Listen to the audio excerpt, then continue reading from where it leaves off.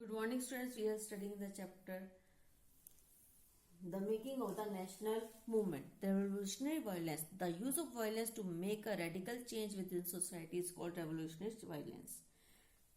Society में change को लाने के लिए जो जिस प्रकार की वायलेंस की जाती है उसे हम रेवोल्यूशनरी वायलेंस कहते हैं. Council, an appointed or elected body of people within an administrative, advisory or representative function. एक इलेक्टेड बॉडी या जिसे नियुक्त किया गया हो जो एडमिनिस्ट्रेटिव और एडवाइजरी के रूप में कार्य कर सके. Now let's study about the growth of the mass nationalism. After 1990, the struggle against British rule gradually became a mass movement involving peasants, tribals, students, and women in large number, and occasionally factory workers as well. Certain business groups too began to actively support the Congress in 1920s. 1990 के struggle के बाद British rule के खिलाफ ये movement एक mass movement में बदल गया, जिसमें पेजेंट्स, किसान, ट्राइबल लोग, वुमेन्स भारी संख्या में इसमें शामिल हो गए. साथ ही फैक्ट्री वर्कर्स भी इसमें शामिल हो गए. कई बिजनेस ग्रुप्स ने भी कांग्रेस को सपोर्ट करना शुरू कर दिया directly.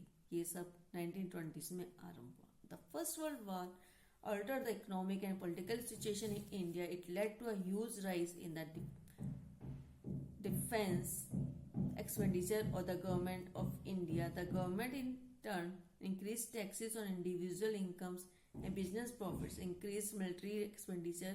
The demands for war supplies led to a sharp rise in prices, which created great difficulties for the common people. On the other hand, business groups reaped fabulous profits from the war.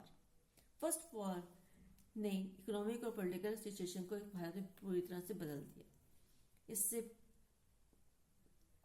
Defence expenditure में भारत की सरकार का में बहुत विस्तार हुआ. Government ने अब टैक्सेस को बढ़ा दिया और इंडिविजुअल इनकम, बिजनेस प्रॉफिट्स के ऊपर उन्होंने अपने टैक्सेस को बढ़ा दिया.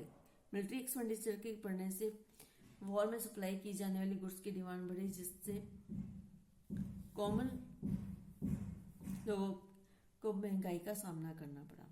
दूसरी तरह से देखा जाए तो बिजनेस ग्रुप्स को इस टाइम पर, वॉर के टाइम पर बहुत फायदा हुआ.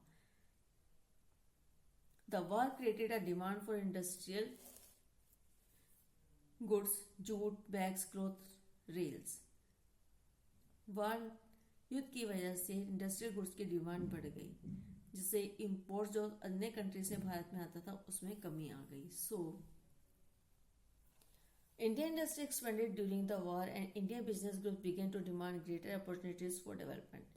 इस प्रकार भारतीय उद्योग का विस्तार हुआ युद्ध के दौरान और भारतीय बिजनेस ग्रुप्स ने ग्रेटर अपॉर्चुनिटीज की डिमांड करनी आरंभ कर दी.